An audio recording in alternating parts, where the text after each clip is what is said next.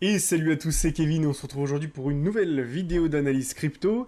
Épisode aujourd'hui numéro 30, on s'était laissé vendredi avec l'épisode 29 où je vous avais parlé d'un potentiel bull trap en cours sur les cryptos. Bull trap, qu'est-ce que c'est? Tout simplement que le cours risque de repartir à la baisse, c'est-à-dire qu'on monte en faisant croire à tout le monde qu'on est reparti et finalement on repart à la baisse sur une période plutôt courte. C'est ce qu'on va appeler un bull trap, et j'avais également fait une analyse d'Atom Cosmos que j'avais copié, ou en tout cas que j'avais, comment dire, assimilé à Ethereum en 2017 pour montrer qu'il y avait des fortes tendances qui se ressemblaient. Maintenant que c'est fait, déjà merci à tous de vous être abonnés, on est déjà 236, pour certains ça peut paraître que dalle puisqu'il y a des millions d'abonnés sur certaines chaînes, mais pour moi ça paraît vraiment beaucoup parce que cette chaîne, je sais qu'elle va se développer de plus en plus de manière exponentielle, et je sais que les 236 personnes qui m'ont rejoint aujourd'hui, c'est pas justement pour la fame, c'est pas parce que je suis connu, etc., mais c'est justement par mes propos, par ce que je dis, parce que ça leur parle, et du coup ça me fait vraiment plaisir. Je sais que je peux pas plaire à tout le monde, bien sûr, et je fais avec les compétences que j'ai, mais je vois que ça permet à certains d'y voir plus clair. J'ai des commentaires hyper positifs et hyper bienveillants, une communauté vraiment de dingue qui est en train de se mettre en place. Et du coup, j'ai d'ailleurs suivi vos conseils. J'ai décidé, sûrement en septembre, je pense, de démarrer un challenge avec une certaine partie de mon capital pour justement faire fructifier ce capital. Et je pense que cette aventure, je vais la créer sur Twitch. Et je vais également créer, je pense, un Discord ou un Telegram. Je pense plutôt Discord, je suis plus familier avec ça, pour vous permettre de me rejoindre et d'avoir des informations plus quotidiennes, de manière un peu plus informelle que ce que je fais sur YouTube. Enfin, juste pour finir, ceux qui souhaitent prendre rendez-vous avec moi pour faire un point sur leurs investissements et pour savoir comment ils peuvent faire pour monter en compétences, bah vous avez juste à aller dans le lien qui est dans la description, vous cliquez dessus, vous avez mon agenda en temps réel, où vous pouvez prendre rendez-vous dedans, j'ai mis en place plein de créneaux, bon ensuite je les enlève en fonction de si j'ai des choses à faire ou pas, mais il y a plein de créneaux disponibles, vous pouvez prendre rendez-vous, et comme ça, on échange ensemble sur vos investissements, et je vous expliquerai comment je peux faire pour vous accompagner. En parlant de ça, avant-hier, une personne m'a rejoint, donc une nouvelle personne a décidé de me rejoindre en individuel, Mathieu. Donc voilà, Mathieu, je voulais te faire une petite dédicace dans cette vidéo, pour te dire bah, félicitations d'avoir franchi le pas, et je suis convaincu qu'on va aller très loin dans cette aventure ensemble. Alors maintenant que c'est dit, on est parti ensemble. Aujourd'hui, analyse sur BTC, ETH, le dollar, le S&P 500, et enfin le H-bar de Hedera, Hedera H-Graph, qui m'a été demandé en commentaire et que je vais analyser aujourd'hui. Juste pour vous dire qu'hier, j'ai voulu tourner une vidéo, j'ai tourné une vidéo, mais malheureusement le son ne s'est pas enregistré, et du coup j'étais un petit peu pressé, j'avais d'autres choses à faire, donc j'ai pas pris le temps de réenregistrer la vidéo. Donc aujourd'hui on va la faire maintenant, donc ça va être intéressant. Alors, intéressant BTC. Alors, je vous avais dit, on est en haut de canal sur BTC. Attention, hein, on est sur une divergence, une triple, quadruple divergence potentielle. Pourquoi? Parce qu'on diverge par rapport à là. Ce point est plus bas que ce point, alors que là on fait que monter, monter, monter, monter. Et là ça descend, descend, descend, descend. Donc si derrière on arrive dans le rouge et qu'on se stabilise dans le rouge, parce que là on a eu un tout petit peu de rouge, mais on a eu du vert derrière pour une dernière poussée, qui n'est pas allée plus haut que ces mèches. Et donc, on pourrait très bien ici, simplement maintenant passer dans le rouge, et ici faire un excès baissier pour venir chasser sous ces mèches, ou bien sous ces mèches ici. Donc venir soit ici, pour ensuite rebondir, en bas de canal, soit, eh bien, aller plus bas, ici, faire quelque chose comme ça, rebondir sur ce bas de canal et finalement être rejeté comme résistance cette fois-ci, et finalement aller plus bas pour poser un réel bottom 2022-2023, avant de préparer le prochain cycle en 2024. Donc sur BTC, on a ça. Maintenant, est-ce qu'on avait un signal de retournement sur BTC? Alors, pas en tant que tel, pourquoi? Parce qu'on n'avait pas une bougie de ravalement complète. Bougie de ravalement, je vous explique le principe. Vous avez une bougie qui monte, donc par exemple ici une bougie verte. Il faut que le corps de la bougie du jour d'après, donc le corps c'est ça, hein, sans compter les mèches, le corps de cette bougie soit plus grande que la bougie précédente et la mèche du bas, ce qui fait un ravalement.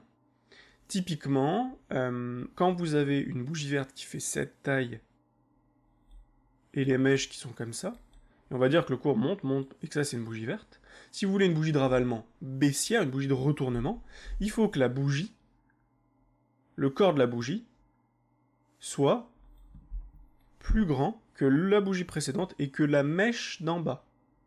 Pour donner une direction claire au marché, quelque chose comme ça par exemple, là, le bas de la bougie est plus basse que la bougie et la mèche d'avant, donc c'est un retournement de marché, et donc on a un potentiel retournement. Quand on a ça, plus qu'on a des divergences, et qu'en plus de ça on est en haut de canal, on a de grandes chances à minima de faire un yo-yo comme ça, et on a de très grandes chances de faire une correction.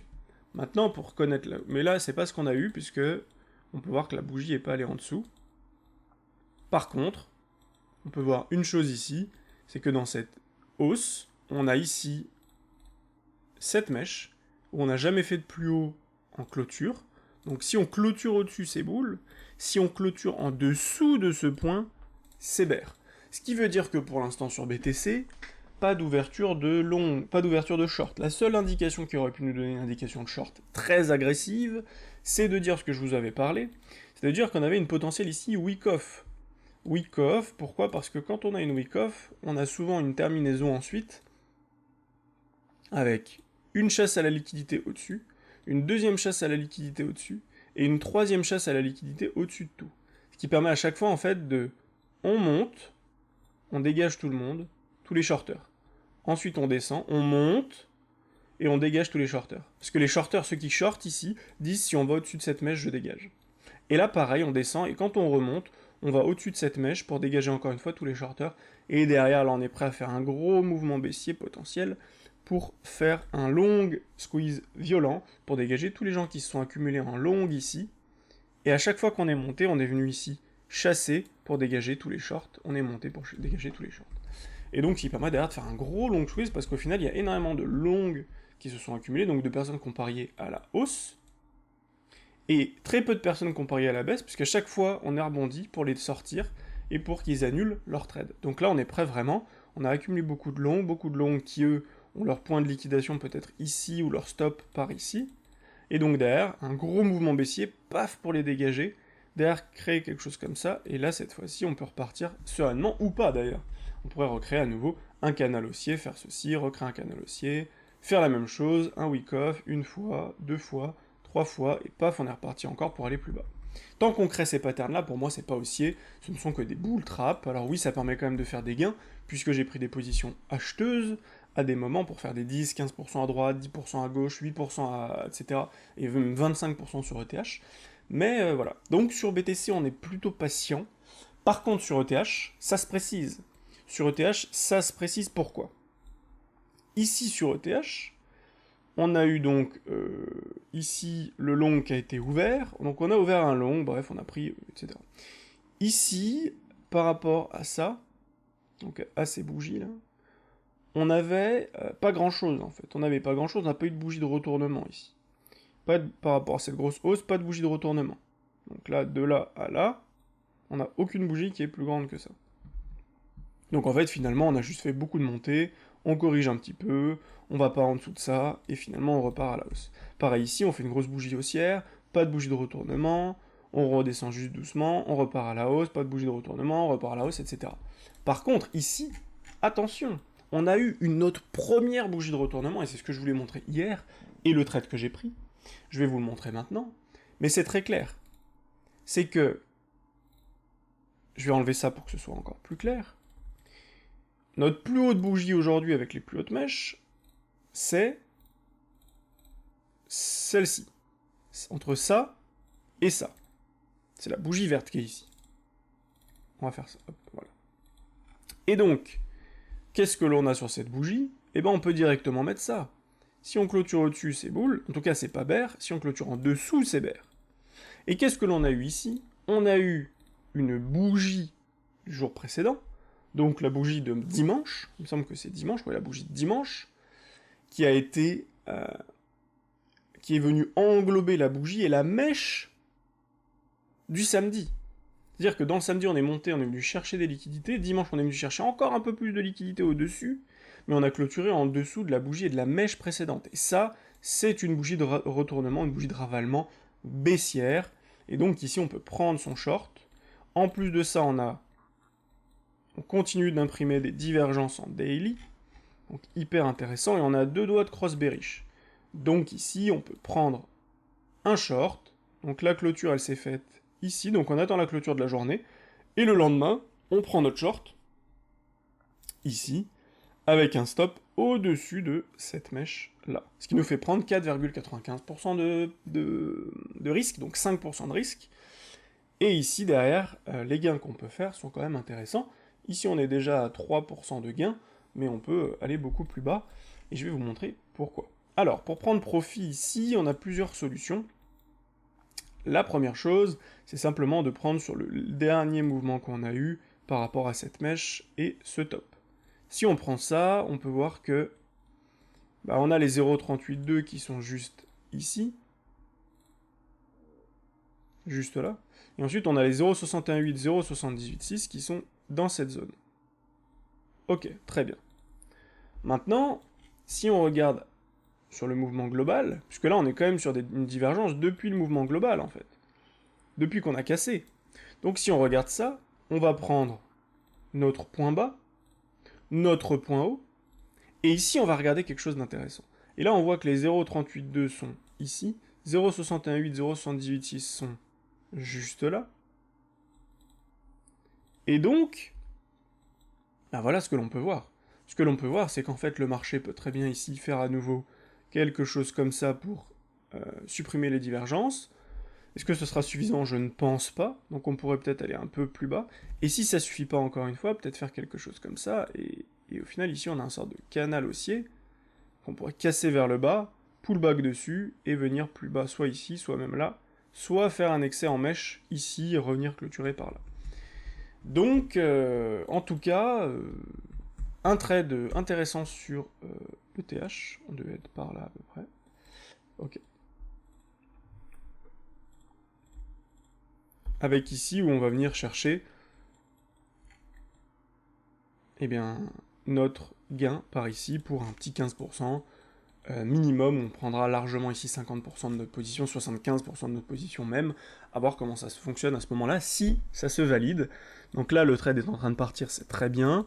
Vous avez deux options à ce moment-là. Soit vous décidez d'être très close, et dans ce cas-là, vous baissez votre stop à votre point d'entrée, comme ça vous ne perdez rien, vous ne gagnez rien.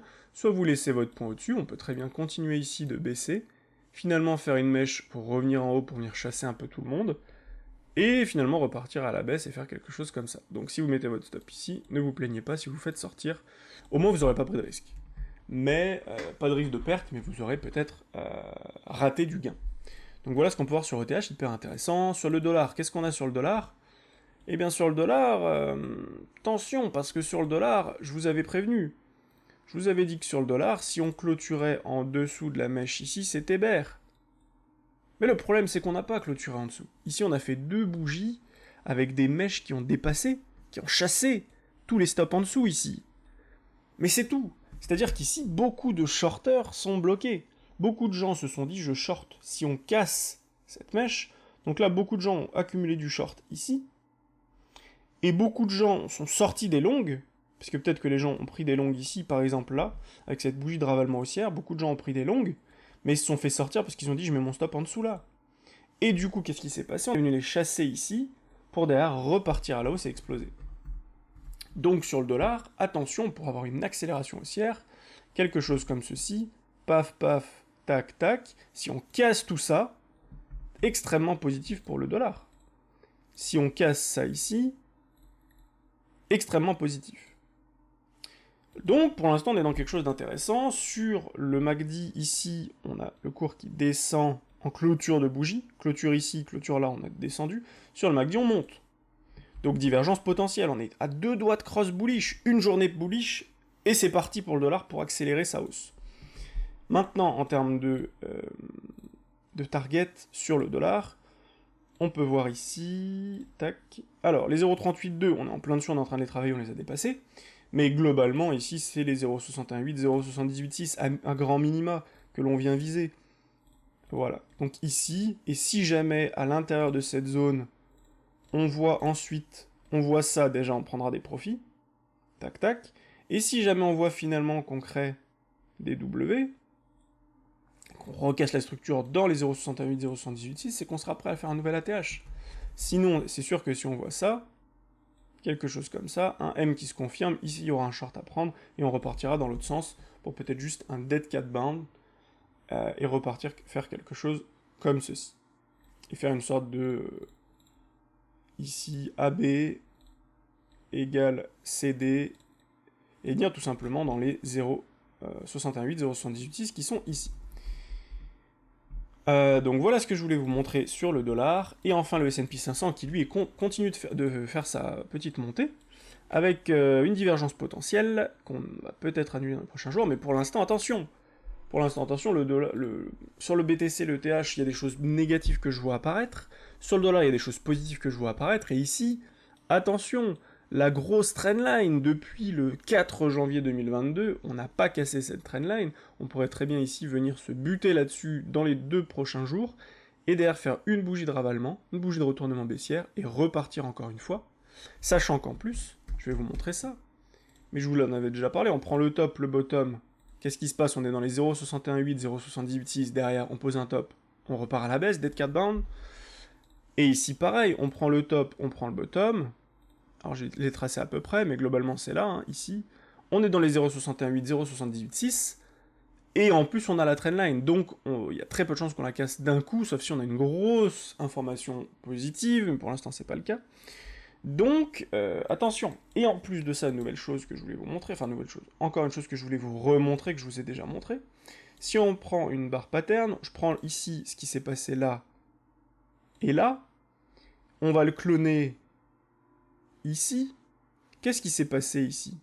Bah c'est très simple en fait. On a eu là une hausse, on a eu une baisse, pardon. Donc on prend le point haut, baisse, on remonte, on rebaisse plus bas. Ensuite on temporise pas plus bas.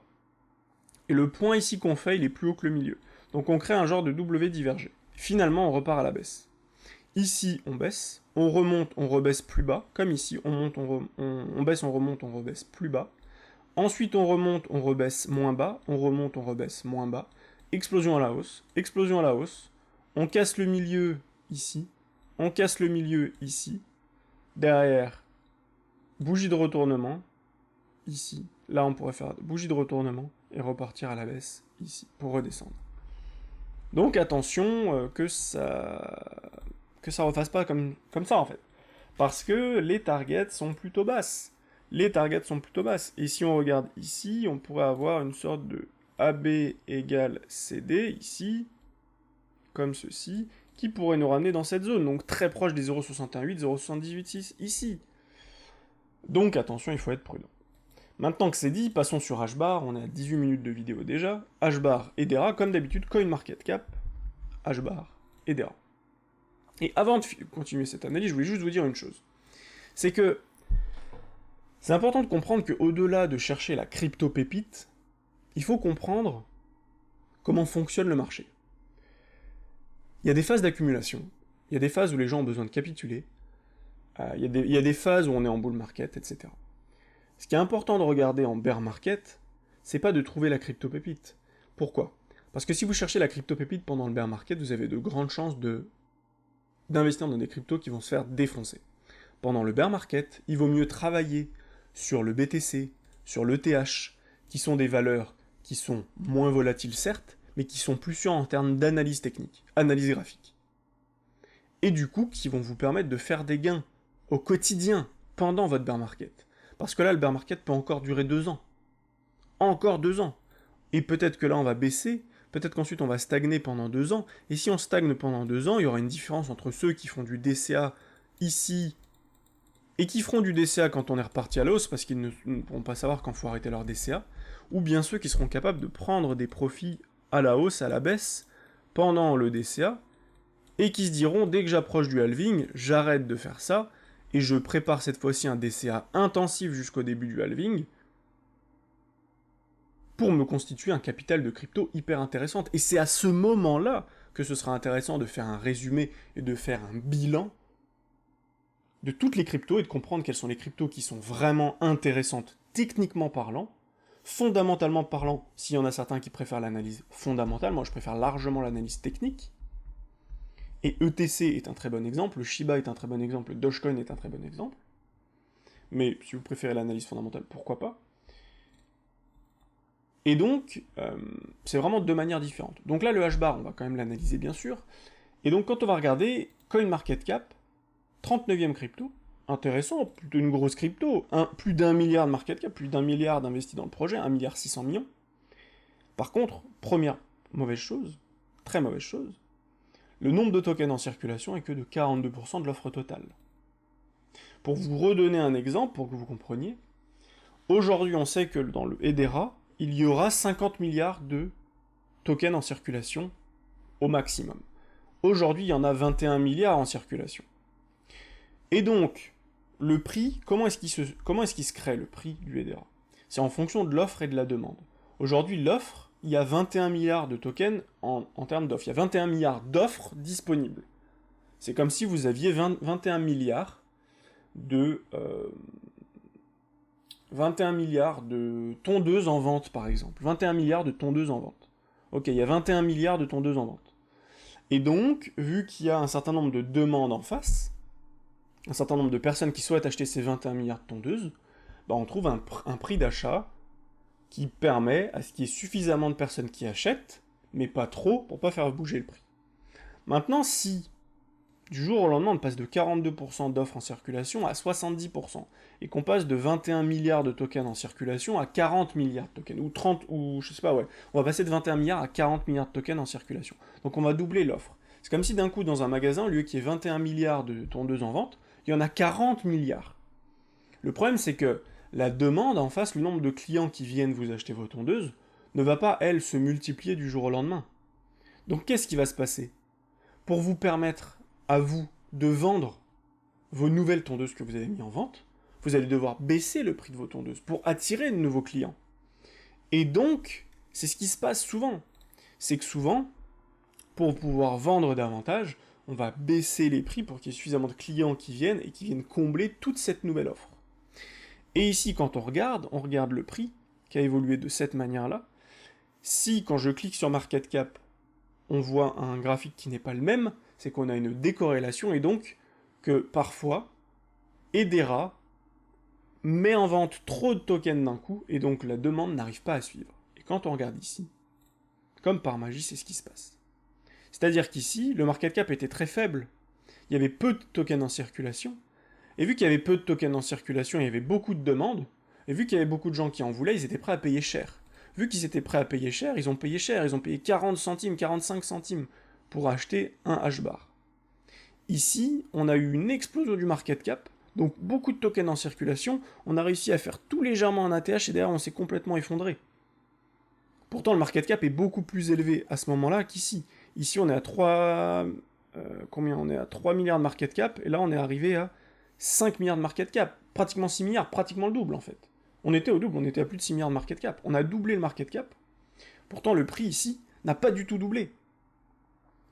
Donc, ce qui pourrait ralentir le H-bar dans les prochaines semaines, prochains mois, prochaines années dans son évolution.